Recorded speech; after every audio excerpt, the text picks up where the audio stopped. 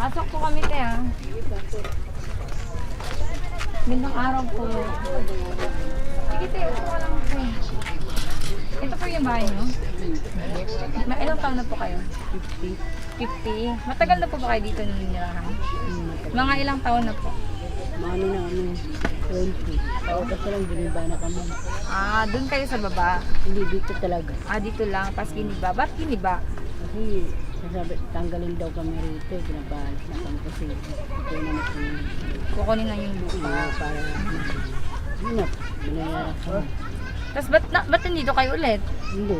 Katulad ngayon, pinaglaban namin ni Karapatan nyo. karapatan namin.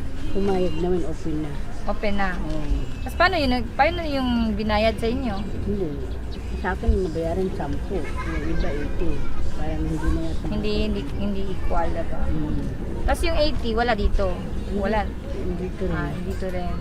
Eh, but naisipan yung dito tumira. Dito wala na ang matirahan sa Aroman, sunugan. Kaya Ano yung yung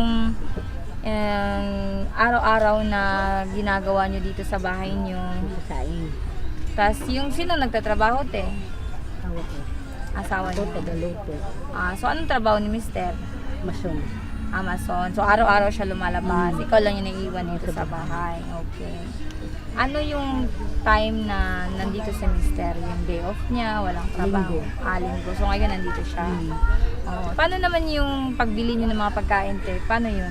Kasi malayo, di ba? Hindi. Bababa na kayo. Bababa lang sa pa kayo. building 3. Oo, doon sa Palengke. dinaanan namin. Tapos araw-araw kayo bababa. Minsan, araw-araw, minsan hindi na may naglalako. Ah, may naglalako dito. Ang galing naman no. Layo naman kasi, di ba? Ano naman yung araw-araw na mga pagkain nyo dito sa bahay nyo?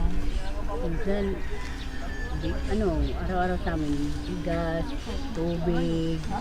Wala, mayroon lang. Saan nyo kinukuha yung tubig nyo, te? Nagigibuli kami sa baba sa building 3. Tapos isa-isa nyo dito?